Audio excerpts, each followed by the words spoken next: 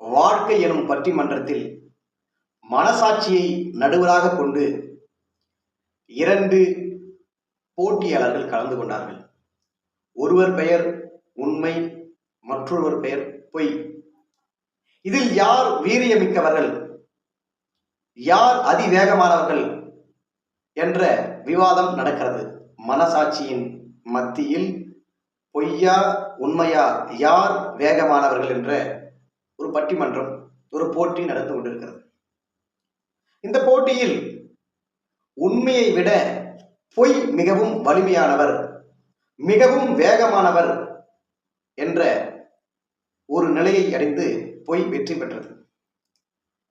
இந்த வாழ்க்கை பட்டிமன்றத்தில் மனசாட்சியை நடுவராக கொண்டு உண்மையும் பொய்யும் கலந்து கொண்ட போட்டியில் பொய் எப்போதுமே வேகமானவை, மிக விரைவில் சென்றடையக்கூடியவை.